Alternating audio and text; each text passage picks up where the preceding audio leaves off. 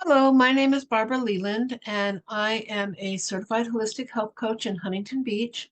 And I work with individuals who are looking to improve their health in a holistic manner. So, what that means is it's not just what foods we eat, it's not just the exercise we do, it's our whole life, what we do in our whole lifestyle. One of the things that affect our health that we're going to discuss today are toxins and toxins in our home specifically. So I'm going to share my screen with you so we can get started and you can follow along on my PowerPoint. Okay? Okay. All right. So help, my house is toxic. Let's get started. There are a lot of things in our environment that we can protect ourselves from, and some are in our control, some are not. One of the things that is in our control is what's in our personal environment. And our personal environment has to do with our household. So we're going to be talking today about household toxins. Um, First thing we're going to discuss are plastics. So that would include plastics, plastic liners, things that are plastified. And why are we talking about them? Because of the chemicals we're going to find in many plastics, some plastics, certain plastics, and one of them is BPA.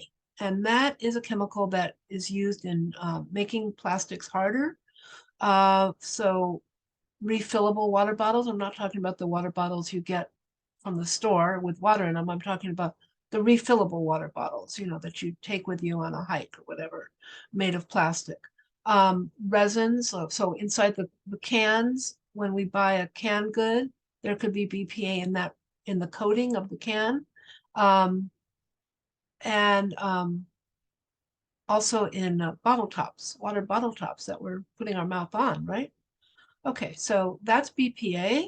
BPS is similar, and that is used also to make plastics hard, but also it's in synthetic fibers, and that is to keep the colors lasting longer. So when you see BPA free, that doesn't mean that it's BPS free. BPA came under fire, oh, probably, I don't know, maybe more than 10 years ago. And little by little, companies have work to get BPA out of their plastics. And so you'll see things that say BPA free. And believe me, if it's BPA free, they're going to tell you, because whenever they do something that makes it more to our liking, they can probably charge more for it. And so they're going to market that. Okay, so you'll see BPA free, but BPA free doesn't mean BPS free. BPS is not as likely to be targeted yet because it typically doesn't leach as easily into our food as BPS does, excuse me, as BPA does. And it's usually more tolerant to heat and light. So you'll see things that say BPA free. I haven't seen anything yet that says BPS free. And phthalates are chemicals in plastic also, and that's used to make the plastics more durable, more flexible, transparent, and to make them last longer. And they're found also, among other places, they're found in food prep gloves, like when you go to a buffet and someone's handling the food there, they're going to use gloves, or to a restaurant, things like that. When people are dishing food out, they're going to use plastic gloves, and also in plastic food packaging. So what, right? So these things are in there, but so what? Well, these things are all endocrine disruptors, and endocrine disruptors are things that affect any hormone system in our body. Okay, and you can see here that if I go back here, you can see all the different hormone systems we have. And those are all affected by endocrine disruptors. And here you can see the different things that could happen uh, through endocrine disruptors. Okay. one of the biggest, one thing we want to pay attention to, all of these are important, but one thing we want to pay attention to is disorders of the immune system, because when we have disorders of the immune system, our immune system is what keeps us safe, right? And if that doesn't function correctly, then we are open to all kinds of disorders and disease. So we want to make sure that, some of these other things could be a factor of, for example, cancer could be a factor of our immune system not working properly. So we want to make sure that we want to make sure we know what plastic we're using, and the recycle code that you've seen on the bottom of your plastic item can give you an indication of what is okay to use or what is not okay to use, or what's better or worse. Okay, so we're going to look at these different classifications. 3, 6, and 7 we want to avoid. 1, 2, 4, and 5 is better, but of course the best kind of containers we could use would be glass, stainless steel, and wood, right? And wood, you have to still be a little careful depending on what it's coated with, or if it's coated with something. So let's talk about 1. 1 is it's PET, and it is a recyclable plastic. It's usually used in water bottles. Now we're talking about the water bottles that are found with the water in them already, right? The water bottles that you buy water in. And soda bottles, which you don't want to be drinking soda anyway. So, and then things like ketchup bottles or things like that. So there's no BPA in here, because think about it, this plastic is not that hard, right? But there's no BPA, but there are other endocrine disruptors. So this is generally regarded as safe if it's kept cool. If it's under heat, it can leach toxins. So think about your water bottle that you leave in your car when in the summer, when it's 100 degrees outside and your car gets to 150 and your water bottle is sitting in your car. What is happening to that water? You're getting toxins that are leached into that water. And specifically, one of the toxins is antimony, and that affects your lungs and heart. And that's classified as a possible carcinogen by the EPA. Okay. But number 1 is considered relatively safe. Make sure it's cool. But what we do with plastic when we get it is one thing. We have no idea what has happened to that plastic before it comes into our hands, right? These water bottles can be sitting in a warehouse, air conditioned or not air conditioned. These water bottles can be spending time, or Coke, or sorry, not just Coke, soda, or ketchup, etc., can be spending time in a truck being transported in the heat. And is that truck air conditioned? Well, maybe, but maybe not. I don't know. My point is, we don't know what happens to this plastic before it comes to us. Number 2, which is HDPE, that's considered relatively safe. It is recyclable.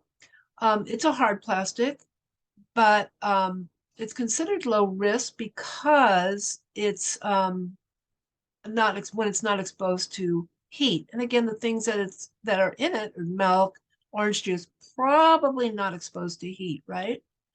Probably not. But if it is, it can leach endocrine disruptors into the product. Okay, that's number 2. That is recyclable. Number 3, now being recyclable or not recyclable has nothing to do with our discussion on health, but it has to do with the discussion of health in the earth. So kind of goes hand in hand, right? Number 3 is not recyclable, and it is also something you want to stay away from. It is PVC. It contains phthalates. Phthalates are, remember, a plastic softener. And one of those phthalates that it contains is DEHP, which has been classified as a probable carcinogen. You're going to find it in plastic wrap or these plastic vegetable oil bottles. Be careful with number 3. You know, when you're at the store, you can turn it over and look and see what number it has on the bottom. Now, I don't think you'll find that on your plastic wrap, but you do want to be careful about number 3. And number 4 is relatively safe. It's LDPE. It is not recyclable, however, but that's a thin plastic, so it's mostly used for like squeeze bottles. Also, you know, similar to like the ketchup bottle, it could also be used there. It could also be used like on mustard bottles, things like that. The plastic has to be thinner so it's pliable. Produce bags, so we're talking about like Ziploc and things like that. Sandwich bags, produce bags are, you know, the ones in the market, right? Sandwich bags and bread packaging. And there's no BPA in it. And you might see that on your sandwich bag, your Ziploc or baggies or whatever. You might see it says no BPA. It's not that they've taken it out. They just haven't used BPA is not in that type of plastic. Remember, BPA is usually put into plastics that are made harder or resins. So that's not here. It's not like they took it out and they're being nice to us. No, it just wasn't there to begin with. It's generally considered safe when it's not exposed to heat. Probably this won't get exposed to heat. I don't know if you keep your sandwich in the, you know, you go to work, keep your sandwich in the car, it could, but probably you're not going to do that. So it's relatively safe, but it is not recyclable. And then number five is PP, polypropylene. And that's often used in the thicker plastic containers, like for, you know, you get these black takeout bags or your yogurt containers, sour cream, cottage cheese. It's relatively safe. It has a high heat tolerance, so it's less likely to leach toxins. So, you know, not that I'd like us to use any plastic, but we live in a plastic world and it's kind of hard to avoid. So even though we kind of avoid trying to get like soups, takeout soups, because, you know, if they put them in this kind of plastics, but even if you do, these are less likely to leach toxins. It doesn't mean they won't leach any, but they're less likely. Number 5, though, is it used to be recyclable, and then when China stopped taking our recyclable trash, we stopped having a resource to recycle number 5. So number 5 may or may not be recyclable. And then number 6, polystyrene is not recyclable, and you want to avoid that. That's styrofoam. It leaches styrene, and that's classified as a probable carcinogen. And it's especially harmful when exposed to heat. So think about hot coffee in a styrofoam. I mean, why do you use styrofoam? Styrofoam, usually they use it to keep the heat in, right? And not burn your hands. But if the toxins are most harmful when they're exposed to heat, it's really something you want to avoid, okay? And it's not recyclable. So what do you do if you go out, you know, to a restaurant, you have takeout or you have leftovers?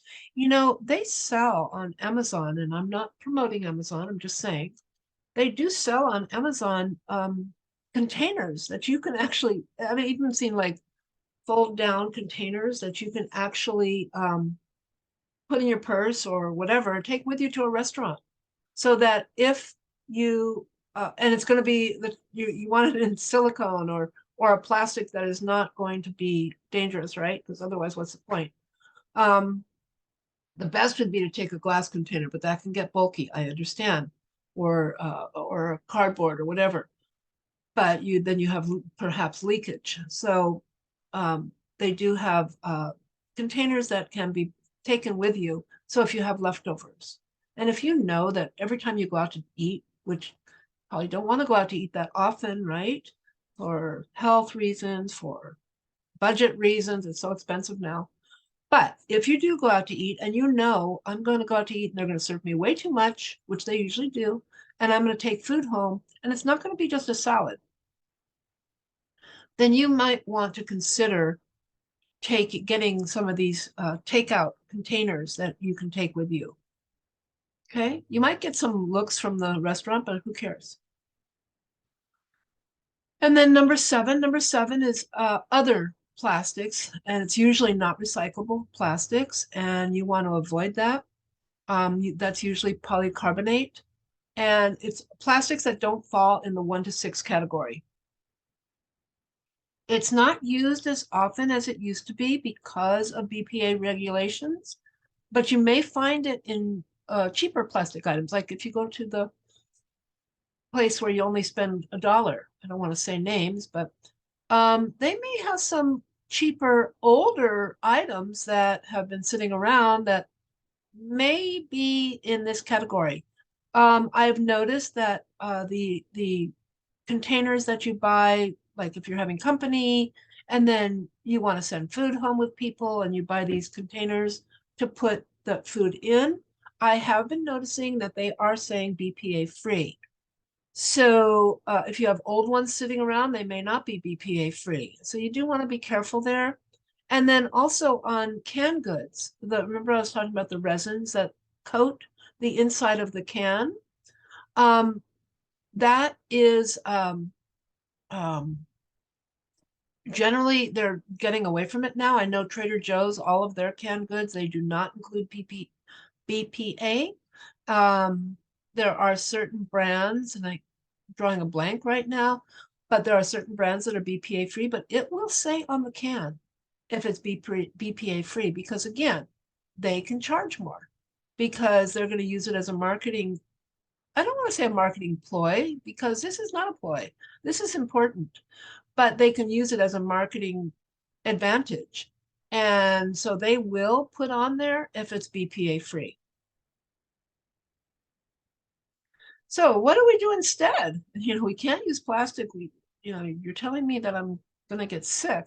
Well, there are lots of options. So there are water bottles. You can get stainless steel water bottles. You see that all the time. But also, if you like glass, which I prefer glass water bottles, you can get glass water bottles that are encased in a rubberized plastic. Plastic doesn't touch your water. It's just on the outside. And so if you drop it, which I have been known to do, they won't break. Glass containers for your food, glass snapware. Instead of Tupperware, you can use glass snapware. And yes, the top is plastic, but the food is probably not going to touch the top of the container, right? You're not going to fill it so full that it's going to be brimming to the top. Bees wrap, again, I'm not endorsing any product, but I use this one. Bees wrap is a waxed paper product, kind of like wax material. Actually, it's not paper. It's a wax material product. So they use beeswax and they use tree resin. And they make this product into something that you can actually wrap your food in. And we use it all the time for cheeses and for sandwiches and things like that.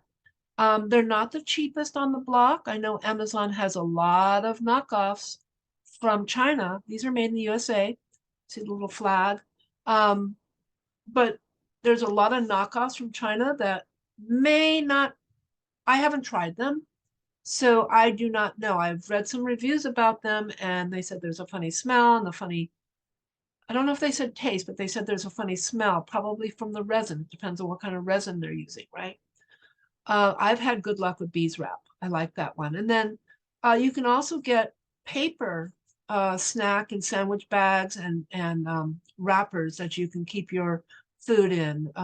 FU Care is one brand, but there are others.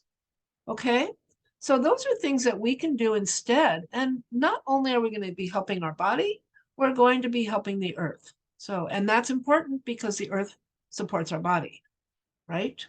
Okay, so there's more, but wait, there's more.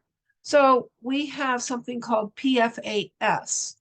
And I know it looks like PFAS, but it's not plural. It's singular. Anyway, I'm just saying that because it bothers me because of grammar. But it's not it's not PFAS, it's PFAS. And that is a group of chemicals that is used to make coatings that resist heat, oil, stains, grease, and water. So what would those be? One of them is nonstick cookware. So I know you've heard about problems with nonstick cookware, and you're going to find PFAS in, oh, see here, I did do a grammar mistake. It should be is found. It's just hard to, PFAS sounds like plural. Found in Teflon and other nonstick products, and that is been classified as a possible carcinogen. It's also found in like microwave popcorn bags, like, you know, that it's kind of slippery inside. Fast food wrappers, uh, uh, think of the French fries, how the oil doesn't come through the little bucket that it's in, right? The bucket's paper, but the oil doesn't come through. That's because that inside has been coated with this PFAS. And so that's a problem, right? That's a problem. It's coming onto your food and you don't want that. Probably shouldn't be eating French fries anyway. So if you want a French fry, throw a potato in the oven and bake it. Also, this is a little off the food and your house, but some pesticide containers. So when they are applying pesticides, they have to take the pesticide to the place they're going to apply it, right? Some pesticide containers contain PFAS, and that can leach into the pesticide. And then that pesticide is then applied to our fruits and vegetables, right? How do we avoid that? Eat organic, okay? Then you don't have to worry about that. So what can we do instead? Well, for our cookware, we can use ceramic, we can use stainless steel, and there are some new cookwares that have been coated and are supposedly safe. So it's hard to know which one is safe and which one is not. But they may or may not tell you about the chemicals that are in. They may just say that, you know, we don't have PFAS, or they may say, you know, safe. They may just use like a green, we are a green company. But what does that actually mean? So if you use nonstick cookware, check it out, because there are different places you can check it out. These are just two of them, Green Screen Certified and PFAS Central. These are just two, but there are others. You know, just Google nonstick cookware, chemical detection, something like that. But here are two that you can use if that's something you want. If you're using nonstick cookware, I use stainless steel. I love stainless steel, and yes, it is more trouble to clean it. But if you remember how our moms used to scrub with steel wool, that's what I use. So, and some baking soda or some, you know, something abrasive, and you'll get that pan nice and shiny and clean, but not that much work, really. And maybe you're using those pans because you don't want to use butter or you don't want to use any kind of oil, but a little bit of spray, a little bit of, you know, good quality oil is better than taking in those chemicals. All right, so now let's go on to our drinking water, which, oh, it looks beautiful, right? It's so clean and pure, maybe.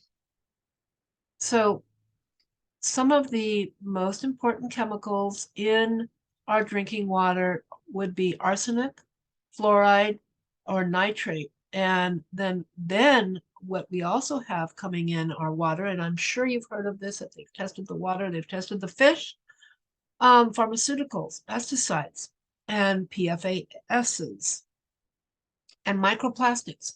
They're finding plastic in the fish, right? It's also in our water. If it's in the fish, it's in our water. They're finding fish that have both sexes because of pharmaceuticals that have gone into the water and pesticides. So what's in our fish is in our water, correct? So how do we protect ourselves from that? I'm sure you've gone places and you're like, oh my God, this water. I live in Huntington Beach, and our water in Huntington Beach is not delicious. So if I can taste that it's not delicious, what is it that I can't taste? We have what the picture in the middle is a reverse osmosis system. We do have that. If you use reverse osmosis, you're taking out everything, including beneficial minerals. Now, how many beneficial minerals am I really getting in Huntington Beach? I doubt it. Doubt that I'm getting many, but you can buy minerals to put back into your water. Mother's has them, Whole Foods has them. I don't know if Sprouts has them. But you can also filter your water through a Brita type of thing, through a pitcher type of filter. Remember, that's not going to get everything out, one. And two, you're filtering it through plastic. So you want to make sure you know what that plastic is. Okay.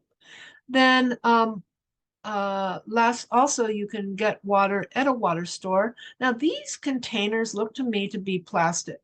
They may or may not be. I know you can buy glass containers. And yes, they're very heavy.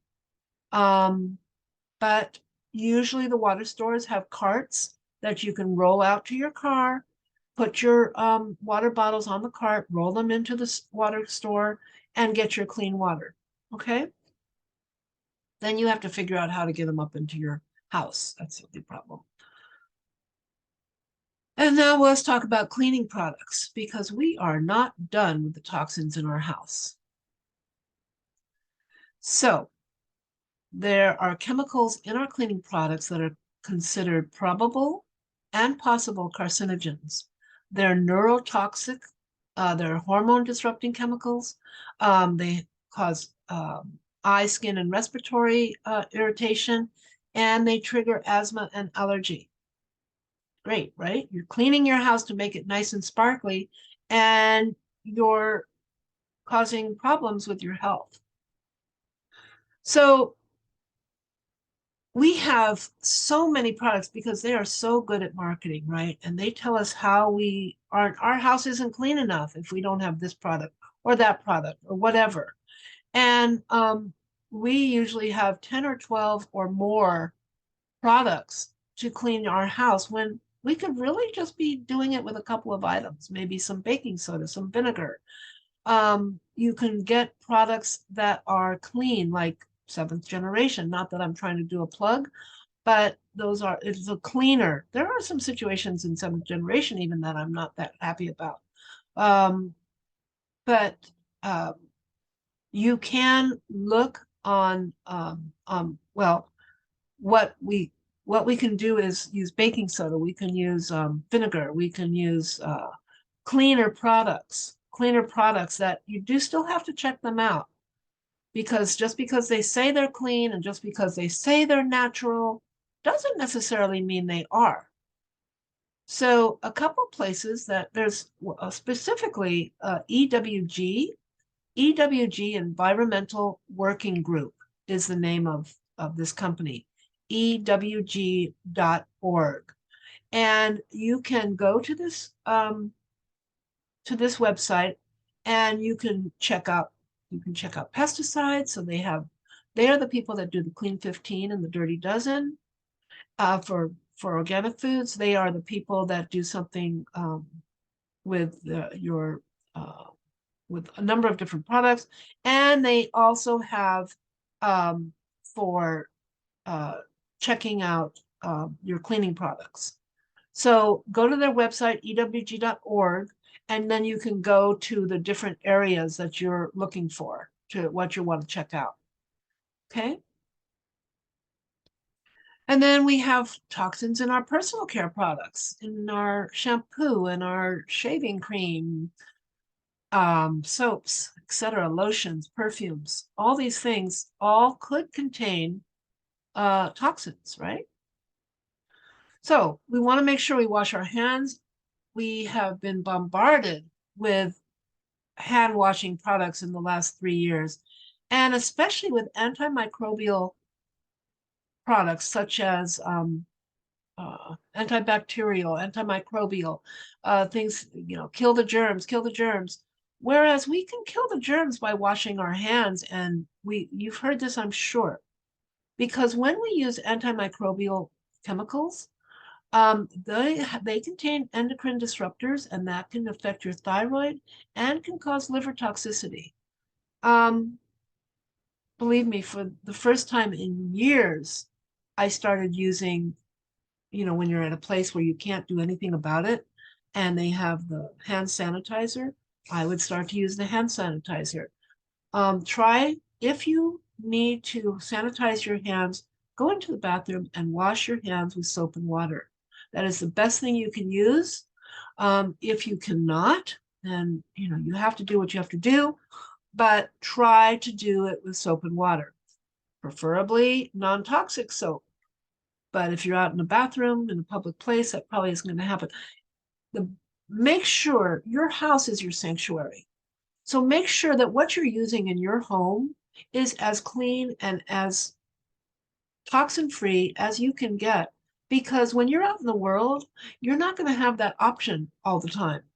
So you spend most of your time at home, probably. And if you spend most of your time out of home, then I would suggest getting some products that you can carry with you so that you're not exposed to all these toxins when you're out in the world. So not only are these antibacterial, antimicrobial chemicals disrupting our hormones, but they also can lead to stronger drug-resistant bacteria, which you've heard of bacteria that doesn't respond to antibiotics, right? Because they have been growing and growing and growing more resistant to antibiotics because we have been using so much of it, not just in drugs, but also in these type of items. So we want to be careful, not just for ourselves, but for our society, that we don't have antibacterial items. So when we use perfume, it smells wonderful, or shampoo or our bubble bath smells fabulous, but that fabulous contains fragrance, and that fragrance may contain phthalates. So phthalates, remember, are endocrine disruptors. So what you're looking for on your products are synthetic fragrance, because synthetic fragrance, and most of the time if it says fragrance, it's synthetic. I've got to tell you, even if it doesn't say synthetic fragrance, most of the time, unless it says natural fragrance, and even natural fragrance could be open for interpretation. But some companies I've seen, they will list it on their product. They'll say natural fragrance made from essential oils, or natural fragrance made from flower essence, things like that. Doesn't mean there aren't any in there, but you want to make sure that you're not using something that has synthetic fragrance or just fragrance, because believe me, those are going to contain phthalates. And companies don't have to list that, but they will promote it if their product doesn't contain it, because again, they can charge you more. So it behooves you to look for it. Phthalate free, they may say phthalate free on their product. Okay.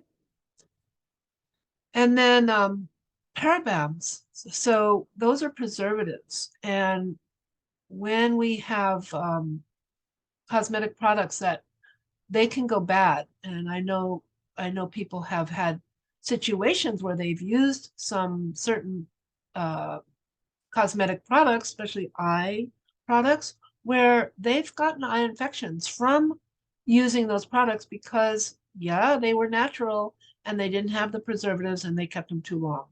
So when you're using natural, this is an aside, but when you're using natural products, you want to make sure you use them and don't keep them too long. Check and see how long they last. And the preservatives that are usually used are methylparaben, propylparaben, all these parabens are used as preservatives. And FDA has said that parabens are probably safe, but some studies have shown that parabens are linked to the hormone estrogen, and that's linked to breast cancer. So you probably want to stay away from that. And then retinol palmitate, which is palmitic acid, retinol or vitamin A, that when that's used on the skin, you know that when you use retinol, right, that they tell you don't go in the sun, right? Because when it's exposed to sunlight, that can speed the development of skin tumors and lesions. So you want to be careful with that. And then sodium lauryl sulfate and sodium lauryl sulfate. This is what makes your soap or your toothpaste or your shampoo, whatever, foamy and bubbly. And that's been linked to respiratory irritation, skin and eye irritation, excuse me, and also it's toxic to aquatic life. That can cause skin rash and it can cause hives. So you want to stay away from sodium lauryl sulfate and sodium lauryl sulfate. Talc, which is in our powders and our makeup, our powdered makeup, not in all of them. I mean, there are plenty that are talc-free, and there's been a lot of talk about it. So more and more, they're becoming talc-free. But they can contain asbestos, and that's a known carcinogen, especially in connection to lung and ovarian and stomach cancer. And some talc products are labeled asbestos-free. So again, look for that because you want to protect yourself. So what can we do instead? We can make sure that the products that we're using are clean. And there are a lot of different websites for that. One of them, again, is EWG. So you can go to EWG, like I said before, you can go to ewg.org. You can look for pesticides. You can look for skin products. You can look for beauty products. You can look for household products. So you can go, that's like a one-stop shop, ewg.org. Then you can also go to a site called Think Dirty. That's an app also. And I believe EWG has an app as well. But Think Dirty is an app that you can put on your phone so that when you're shopping, you can look it up. Skin Safe is another website. I'm not sure if that's an app. But these are all different places that you can check for your beauty products. Then we come to our air pollution in our home, in our clean, nice smelling home. So fragrance, I'm not going to even go there again because we've already talked about it, but so many of the things that we use in our home to make our house smell good or to make our clothes smell good or even in our candles, those contain fragrance. And we've already talked about why that's not a good thing. And then also they contain something, there's things that are in our home that contain something called VOC. VOCs are, they're volatile organic compounds, and they are released from products over time. And that's called off-gassing. And so like if you get a new, how many of you have gotten like a new mattress cover or a mattress pad and it's like it smells so strong, or one of those you know, smushy mattress toppers, a mattress topper, and it smells so strong you have to leave it outside to air out. It's off-gassing. That's why it's off-gassing. Carpeting, that new carpet smell. It smells nice. We've got new carpet. Yeah, but it's not nice. It's off-gassing. In your couches, in your paint. Why they tell you to stay out of the house for a while after you've painted. New cars, that new car smell. Yeah, it may smell great because we associate it with a new car, but it's off-gassing. So you can have skin, eye, lung irritation, allergies, and it can lead to more severe health conditions when you're exposed to it for a prolonged period. So what do we do about that? We can open our windows for sure. We can get more indoor plants, which yes and no, they help. There's some controversy about that, whether they really do help or not. We can buy air purifiers, and air purifiers are all over the place. Price-wise, you have to make sure you know what size of the room you're trying to purify. Um, you can look that all up on different websites. I don't have any actual recommendations for that, but air purifiers are a great thing to have. But open your windows. It's like one of the easiest ways, especially if you're living in an area like um, like near the ocean, or a more clean area. Now, if you're living in the inner city, you may have more trouble when you open your windows because you're letting in outdoor pollutants. But or if the gardeners are there, you don't necessarily want to have your windows open. But try to open your windows as much as possible. In the winter, it's cold and we are trapping all those pollutants in our house. That's when you really need an air filter, right? So try to open your windows as much as possible. We open our windows at night when we go to sleep. I know it's cold, but get big blankets and let your house air out a little bit. Um, put your windows down in the garage. So your car windows, unroll your windows, let your car detox. Um, things like that. Just be aware that all of these things that you're smelling are going into your body. And small changes can really have a big impact. So if you don't think that small changes work, just ask the Dalai Lama, because he said, if you think you're too small to make a difference, try sleeping with a mosquito. So small changes do make a difference. And the more small changes you make, the more difference you make. So this has been a lot of information.